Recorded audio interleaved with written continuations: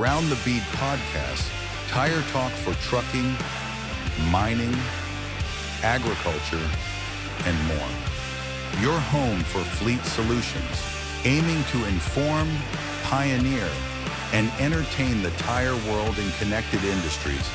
Sponsored by East Bay Tire, keeping essential industries moving forward. Welcome back to Around the Bead. I am your host, Joe, and I am joined by my co-host, Big John. This is coming out the last week of August. We've got a great news update for you. Big John, you ready to kick the tires? Let's get to kicking, man. So, tariffs. That's all anybody talks about. Your friends, your family. What do you tell people about tire tariffs? They come up to you, they say, John, how are tariffs affecting you? I just tell them, hold on, man. It's a roller coaster ride right now.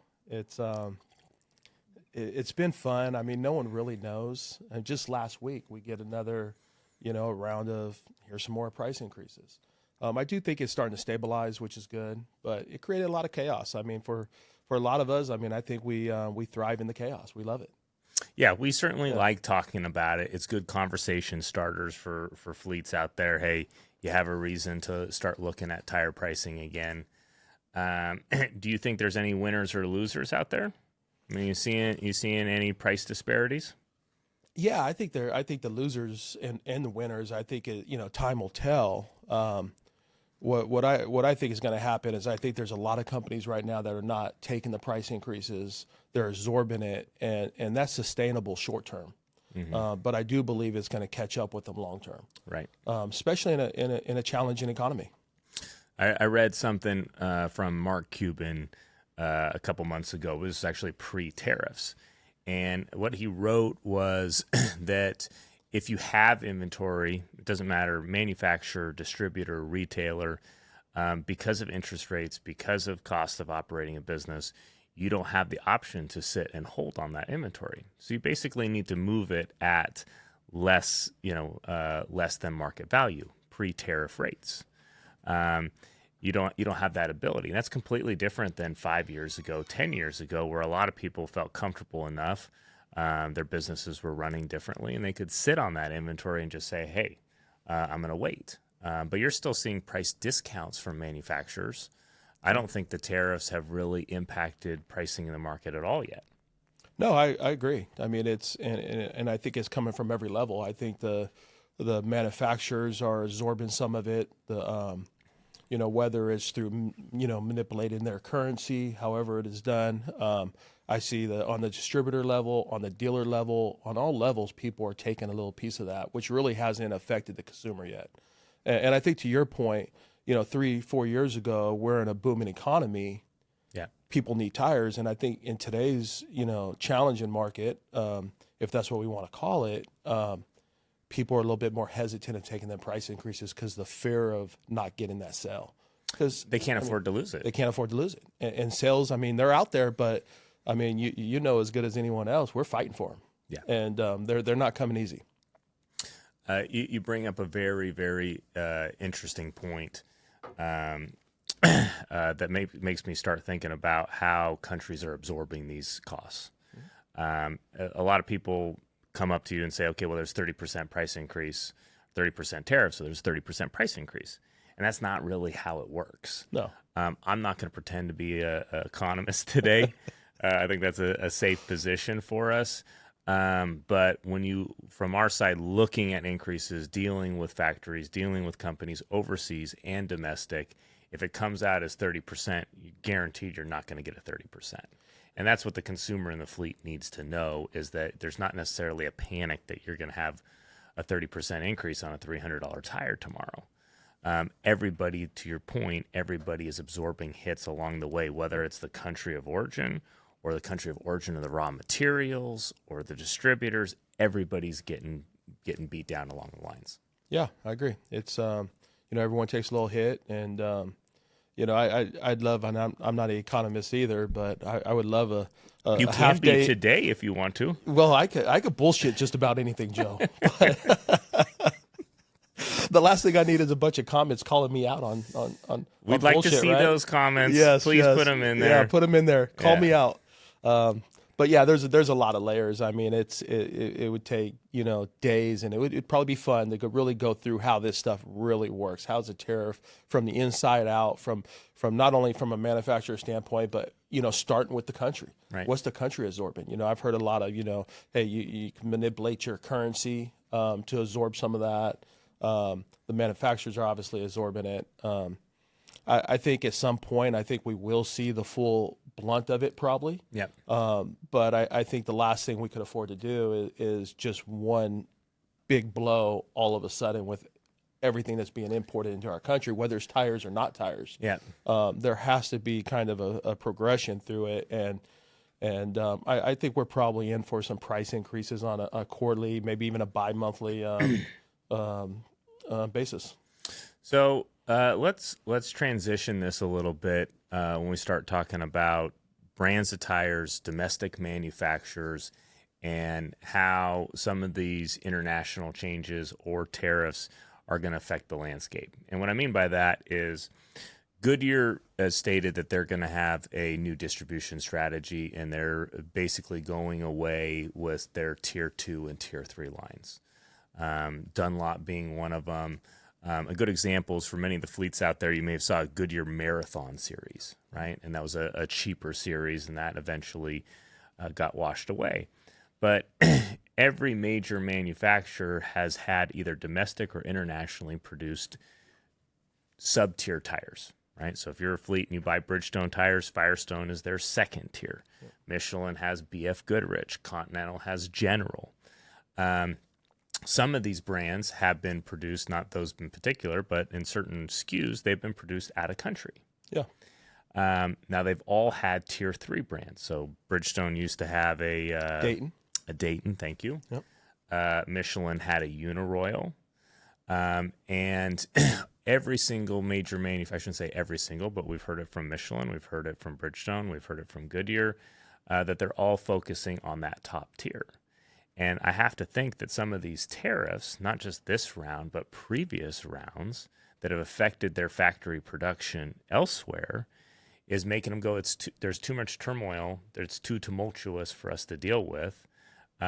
We need to stick to what we can produce in-house domestically. Yeah, and, you know, I was thinking about that the other night, and I'm sitting there and I'm going, you know, I think one of the things that some of these import manufacturers do well is they could pivot pretty quickly within their production. I don't think the major brand, you know, the Goodyears, the Michelins, the Bridgestones, they're set up to pivot very quickly. You know, they're forecasting a long ways out, and like you said, I think, you know, when you have a lot of turmoil, well, they have so much marketing behind it. Yeah. They have a huge distribution network. Take the Dayton, for example. My understanding is the Dayton was produced by GT Radial in China, pre-Chinese tariffs. Yeah.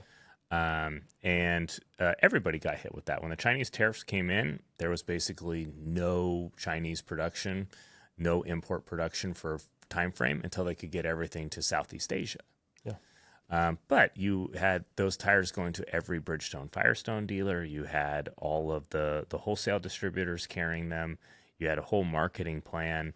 They had a lot invested in it. And so to your point, yes, it's hard to pivot, but they also put a lot into those brands, and they expect to get a lot out of them. Yeah.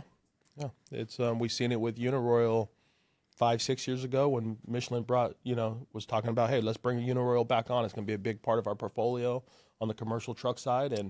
And I think they made an attempt. It didn't work for whatever reason. And here we are now again without no production, really. Yeah. I don't at this point foresee Tier 3 production being an element for what we would call major domestic manufacturers going forward. I agree. I can't say what their return is on those brands, but it just seems like it's just they've been scarred too much, hit too many times on it. Yeah, I mean it's I mean, at the end of the day, it's not the market they want to play in. I think they felt like they've been forced to play in it, but I don't. I mean, we're kidding ourselves if we think Michelin wants to produce UniRoyal or Goodyear wants to produce Kelly. I mean, well, okay, let me challenge that a little bit. You know, they may not say they want to do it, right? You want to sell your premium brand just like every individual wants to sell the best part of themselves, but if the market is 50% tier 3, from a business standpoint, they're looking at it and going, we want as much market share as we can get. And so that's a pretty big play to walk away from. Hey, we're going to walk away from 50% of the market. Yeah, I challenge that back too, and I would say, what at that tier 3 level, at the price point they have to sell it, if you take all the marketing budgets that obviously go into the cost of the tires, right? Yeah. But if you're looking at pure manufacturing cost, how much more does it really cost to make a Michelin than it does a UniRoyal? In manufacturing costs? In manufacturing costs. Now, there's R&D costs, there's marketing costs, which is probably at the end of the day equal to the manufacturing cost. So in order to build them tier 3 lines, what's it really going to take them from a marketing standpoint and an R&D standpoint, unless they're taking lines from tier 1, tier 2 down to tier 3. And I think we've seen over the years that's been a problem too. Oh yeah, because people gravitate because they have their favorites. We've seen it in the General S370s when they went to, and the 371s when they went to the mirror steels. Yep. Everyone wanted that mirror steel. They didn't want the General no more. Yep. And that's just bastardizing that tier 2 line. So let's hold on to that transition of favorite models here for a second. It should be noted that India has not settled yet, so that's still in turmoil. We could dramatize it. I think, okay, who's going to get hit, who's not going to get hit. There's a few truck factories over there, but primarily it's a lot of ag and off-road. A lot of ag. Yeah, it comes out of India. It'll probably all settle where everything else has settled. But if there was a big number out of there, yes, it could affect ag and off-road production. Yeah, I mean, in my opinion, in a really critical time, because I think, you look at the ag tires that are coming out of India, they have made inroads like crazy the last 10 years on their quality.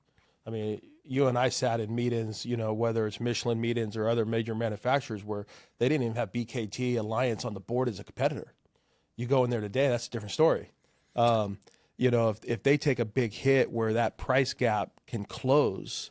India is the dominant agricultural tire manufacturer globally. Yes. It'll be interesting to see how that landscape works out. But I'm with you. I think they're going to get it done. I think it's a negotiation ploy, as we've seen, and it's worked out. I think, overall, on the tariffs, even outside the tires, the commitment from countries invested in the U.S. is, to me, it's very encouraging. Yeah. Yeah. Huge. Yeah. Okay, so you talk about going from General to Ameristeel. Michelin has come out with the X-Line Grip D. Yes. Nailed it. Yes. To replace the XDN2. The XDN2, okay, so the XDN2 was a very, what'd you call it, a unique? Just say fan favorite. Okay, but when it came out. It was different and unique, yes. It was different and unique. It has what they call 3D siping, which seems hard to replicate because most people haven't been able to replicate it. It's a hybrid off-road, almost looks like a snow tire. Yeah. But a lot of people run it in super regional applications in the drives. And if people are running it, they've been loyalists for it forever. Yeah. Yeah. When it first came out, I mean, it took a lot of wheel positions of the XDA5, which was another favorite for a lot of years. And I think there's a lot of people hesitant over switching that to the XDN2. Yeah. And I think now, I think we're in the same situation. Mm-hmm. My first look, when I went and looked at the X-Line Grip D, I looked at it and I go, man, that's an ugly damn tire, man. Okay, so we're going to put a picture on the screen right after that quote. It's a directional. It looks like a UHP tire on a truck tire position. It's, I mean, that's the best way, directional. But I got to tell you, Joe, it's the more I look at it, the more I read up on it. Every time I look past that tire, walk past it, I like it more and more. Do you? I do. It's growing on me, and I go back to when the XDN2 came out, it was the same situation. That tire, no one's going to want that tire. Yeah. And it performed. It'll be interesting, the tread wear that Michelin is claiming, the increased tread wear, is is aggressive to me. Yeah. I understand the wet weather, the snow handling that they're claiming on it. You know what I was kind of surprised on it is they really didn't come out, and at least they're not marketing that I've seen any benefits from the fuel economy on that particular tire, which has been a lot of the new technology Michelin has really hung their hat on over the last 10 years has been fuel based. I think that marketing tires at all levels has mysteriously disappeared from talking about fuel economy. Yeah. You used to see that used to be a sales pitch, and for whatever reason, I can't say whether it just didn't work or maybe there's other value propositions that are skewing that, but you do not see, hey, this is going to save you 7% on your fuel bill. You know, I got to tell you, I have theories about that, and my theory is it's hard to measure. You can measure tread life, average mileage, right? Yep. There's not a lot of companies that put in their pencil to the fuel. They might look at overall fuel, but in a lot of cases too, that's a whole separate division that has them budgets for fuel versus tires. Yep. The tire guy is worrying about tires. The fuel guy is worrying about fuel in a lot of cases. So I wonder if that isn't one of the reasons. Is it's just harder to measure, so people aren't focused. It's not something that their ears are going to prop up on when they go, hey, you could save 5% fuel. You give me 25,000 more miles on a drive tire, that's significant. Yeah, I think they still can measure it, but I think you're bringing up a great point, which is from a buying standpoint, a purchasing standpoint, the person who's making that decision is more incentivized to go, I want more mileage than I want better fuel economy. Yeah. Yeah. Well, looking at it from a manufacturer perspective, Michelin's going to sell every XDN2. They're going to guarantee that wheel position. It's a big risk for them to come out with a new tire. I'd be very interested to hear from them. What is the net gain on that? Like, why engineer it? Why do that? Are you gaining more market share with it?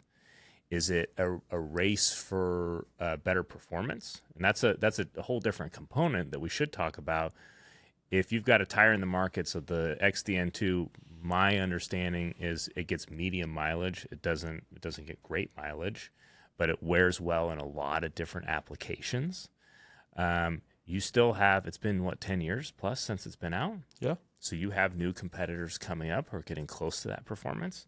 The pressure to get to that next level must be immense, but they're risking that wheel position by bringing out a new tire. Do you think sometimes the pressure to improve or come out with a new tire is sometimes just the pressure of having something new? Or is it really the pressure of, I got to be better than Bridgestone, I got to be better than Continental, or vice versa with one of the other brands? I mean, I think we've seen this, traditionally 4 or 5 major times where there's been a really favorite tire that's been discontinued with a replacement, and it hasn't always worked out. I think 20 years ago there was a lot more marketing that influenced buying decisions, and now it's so much data driven. Yeah. And so when you bring up the example of the 167 Goodyear getting discontinued, or any other fan favorite tire, it was a industry know-how folklore that tire performed. How well it performed, nobody knew, but it performed well. Now there's so much data behind everything that I don't think they're updating things as much as they used to. Their marketing costs are way higher. So for them to come out with a brand new tire and just say, hey, buy this because it's brand new, I think they've seen themselves lose wheel positions over it. Yeah. But the pressure at a tier 1 to come out with a 350,000 mile steer tire, which has to be the goal for some of these folks, they've got to outpace their competitors. They do. And, I tell you, I've, over the last 10 years, even recently, I've questioned a lot of the technology changes. And, I've kind of come to grips on these guys are a lot smarter than I'm ever going to be. And as you kind of pointed out and alluded to is I'd have a real struggle thinking any of the major manufacturers are going to come out with a major wheel position upgrade on one of their best selling tires, and it's not going to be a drastic improvement. So I'm going to use another good example for this. We've talked about the XDN2. Yes, truck tires, high volume, high revenue, but take Bridgestone coming out with the VDRU. Yeah. It's a 777 tire. VRDU. VRDU, thank you. Yeah. 777 tire, Cat 777, 2700 R49. Yep. I heard about this tire a little over a year ago that Bridgestone was investing in that 100-ton segment in between 80 and 120, and I was actually surprised because I was getting information that Michelin, Goodyear, everybody else was focusing on ultra class. Ultra class being closer to Cat 797s, really, really big equipment, and they were investing in this, and I thought that's pretty rare. It's it's probably the most competitive segment out there. It's the most competitive. It's probably one of the biggest. If you're looking at market size, because they're 777s, you're going to see them in large rock quarries, and you're going to see them in large mining operations also. Yeah. Where the 793s, they're in large operations, and there's not a lot of them around in comparison. We need to pull the data, but I have to think that the 777 is the most amount of units of haul trucks globally. Yeah, I wonder. I think this is, in my opinion, Michelin, Bridgestone coming out with the VRDU was a direct result of the success that the Michelin has had with their XDR3. Okay. 6,000 pounds more a tire. Yep. That's significant in any kind of mining operation. So you got load capacity, tread wear, and I think the VRLS was just getting blown away in a lot of applications against the Michelin, and I think they had to improve that tire. So they had to improve it. I see your perspective on that. Now you've got Yokohama and Goodyear, who they've made that acquisition. They're still figuring what that looks like. Continental does not have a 777 tire, if I remember correctly. And how far behind are those guys going to be if Bridgestone's already come out with this product? Yeah, I think when you get into the real big stuff, and anything over a 2749, I still think everyone's going to be chasing Bridgestone and Michelin. And Michelin's going to be chasing Bridgestone, and Bridgestone's going to be chasing Michelin. That's just the market and that stuff. Yeah, they're going to set the bar, and I think I'm really surprised it took Bridgestone they came out with their tire this year. Michelin came out with the XDR3 in 19, I think. Okay. I'm surprised it took them this long to really come out with that tire to really compete. Okay, so it's going to take a long time for them to come out, but they have to. I mean, you think about how much engineering goes into that, how much risk they have, because they do have. You could criticize the VRLS, but their wheel positions that they have now, if they're so crucial to them, if they put a tire out there that doesn't run, you're going to risk losing that account altogether. You're going to risk losing the 988s, all the other pieces of equipment. If you come out with a brand new tire and, hey, we'll just get something cheaper, we'll get a Yoke, a Maxim, whatever, that can perform just equally as good. Yeah, I think we seen it in ag, years ago where you had BKT, Maxim, some of these second or at the time third tier tires really coming up and making their point to be considered a tier 2 and even upper tier 2 in some applications. Yeah.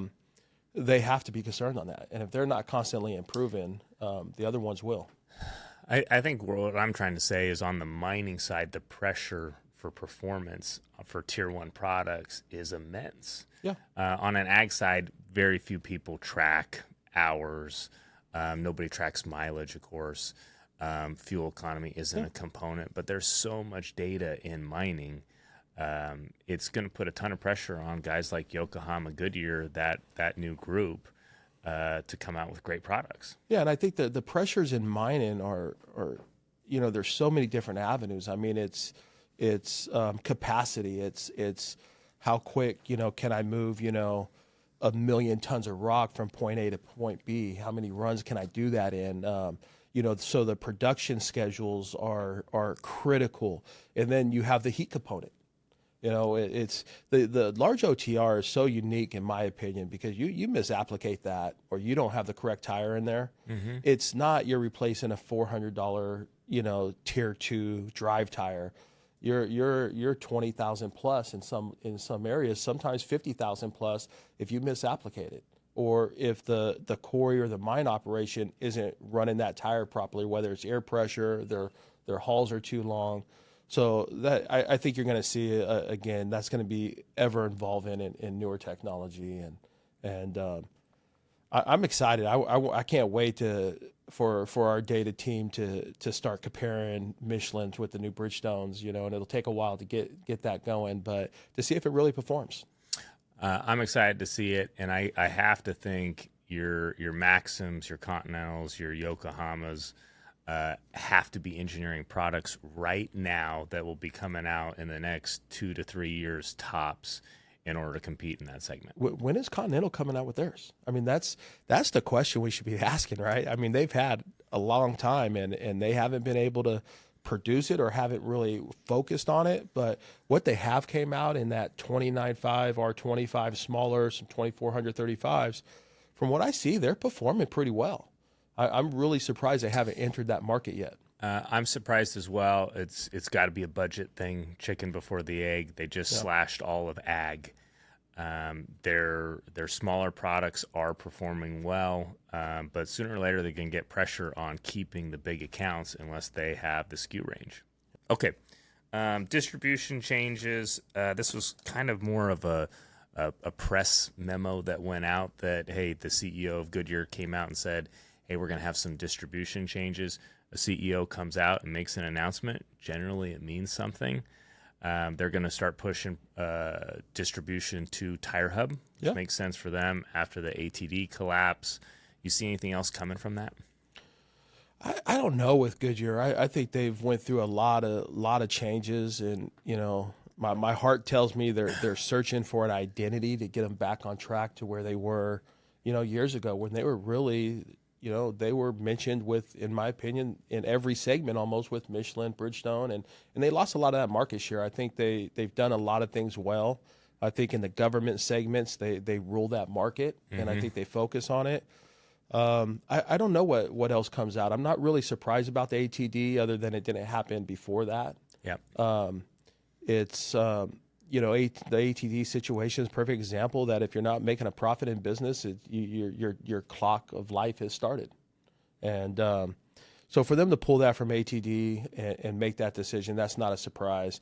I wouldn't be surprised to see them, try to force some hands. And, it's funny. We've seen this in Wingfoot before it went back to Goodyear, where they started mandating the Wingfoot stores to only be able to stock Goodyear produced product. Which they do now. And they still do, which is a surprise also because it's really hurt their commercial business. So I wouldn't be surprised if they don't put in some share of account, stipulations for some of their larger accounts, as some other manufacturers have done. Mm-hmm. But outside of the pull-in ATD, I don't know what their next move is. I think they're going to run, and I know their goal is to be 95+% from what I read in one of the publications on TireHub. Okay. And I think they'll push for that. So 95+% of their dealers getting their Goodyear product from TireHub. And I know one of the big points from that is they don't want their distributors nitpicking the lines. They want people who are committed to carrying the complete Goodyear line and not just taking the SKUs that are, the top sellers. I see.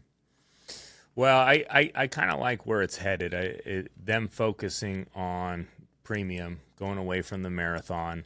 They still have a very competitive tire in the truck segment.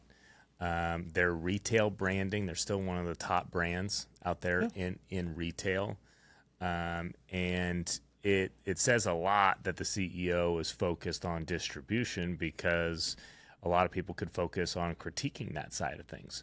Have they had their own company-wide or company-owned distribution, kind of, sort of, through TireHub, but now you've got a real focus on it? Yeah. And then how do they handle it with company-owned stores versus dealers? Either way, change is probably good for Goodyear right now. I'm pulling for Goodyear. It's really being an American brand. I think we all should be pulling for Goodyear to come back and return to greatness. Yeah.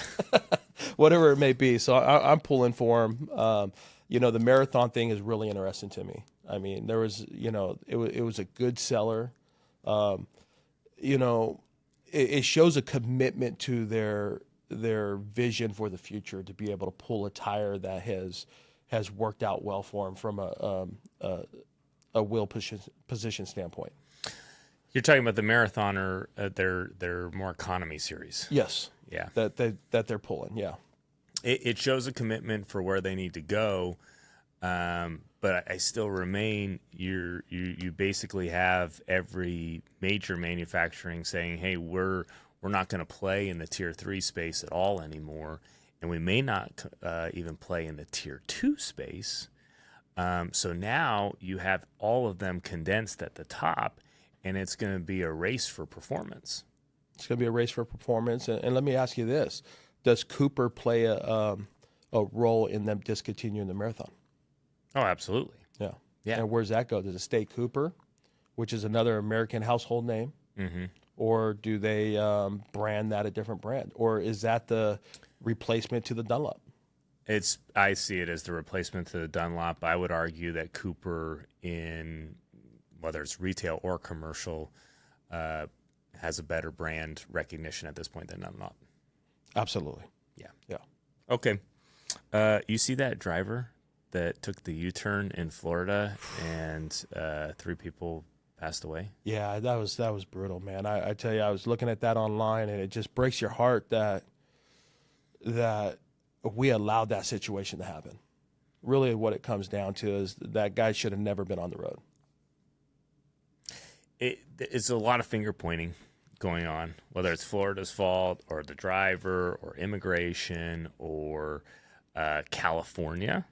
You have details on this exam this guy took? Well, what I read is the part where part of the test that he had to take on his English acronym and some other things. He was 2 out of 12 questions correctly, which was a fill-in mark, and the whoever was giving the exam passed him anyways. Was there a standard? I don't know if there's a standard, but I'd guess in any situation, the standard is to pass. Yeah. And I could tell you, Joe, from our standpoint is we have drivers that are in the process of getting their commercial license to make that next step in their career. Mm-hmm. And it's not an easy test to pass. And if they don't pass it, they fail. Yeah. And I think they got to get 70%, 75% to pass. How'd this guy pass? And that's the question we got to ask. Did he pass because there's a lot of politics involved in it. And, we could get into that. It'd be fun. But is it gonna be politicized? Absolutely, it's gonna. Absolutely. Is it gonna make any changes? I mean, he's not the only one. Let's face it. There's gonna be thousands of drivers out there who, by certain people's standards, should perhaps not be on the road. But is this gonna change anything? Politically, maybe. I don't think until people get fed up enough, and that's what it's going to come down to. And I think we've seen that in the last election as people are getting fed up. And I think this just adds another layer to that is, hey, look, this is somebody's family who a father or a mother's not going to be able to go home to their spouse. Yeah. They're not going to be able to kiss their kids goodnight. That's tragic, man. And that is 100% avoidable. Whether it was an immigration flaw or whatever flaw it was, it should have never happened.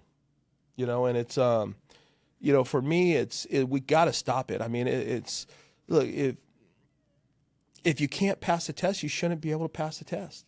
There is no, not everyone gets a participation trophy, per se. I don't know. It gets me fired up, as you could tell. So I can tell. Yeah. No participation trophies or CDLs Exactly. Unless you can pass. You follow the rules. Yeah. I mean, it's you know the liabilities from a company standpoint. Yeah. I mean, it's look, I'm a big proponent that everyone should have the opportunity to make their lives better, no matter where they're born, where they're from, but they should have to follow the same rules as everybody else. Yeah. Period. Well, I can transition it a little bit. The pressure on fleets from a liability standpoint is increasing. I think we'll probably be talking about this in a year as you see some of these big cases settle that have been going against some of these big carriers. But they're exceeding insurance maximums. Yeah. And freight is not in a strong position right now to be paying those out or handling those. So between drivers and trucks and debris on the road and any sort of interpretation operating legally in 50 or 48 different states, so it's a huge undertaking. Huge. Yeah. So, well, I think we do got to set up a podcast for tech. We're getting a lot of questions on tech. Yeah. Where are we at with tech? As tire guys, we seemingly can't go anywhere without people asking, when is there going to be an airless tire? Why don't tires last longer? Where is tech at? Why isn't there TPMS in every single tire like there is in my car? So we got to have a tech episode. Any other news we didn't cover today? I think we pretty much rounded that out. I mean, there's always stuff in the tire business, right? I think there's a lot of challenges. There's a lot of fun stuff. I love the challenges myself. I love the chaos, but it's the tech is exciting. I mean, I'm with you. You brought up TPMSs. It's just about every car you buy now has them, and I think it's mandated. When's that going to happen on commercial vehicles? Semis. It should be there. It's a no-brainer. It's a no-brainer. Yeah. Okay. Well, that's a wrap for August's news update. We will be back next month. Big John, thank you, sir. Appreciate you having me. It's a lot See you of guys fun. next time. Thanks.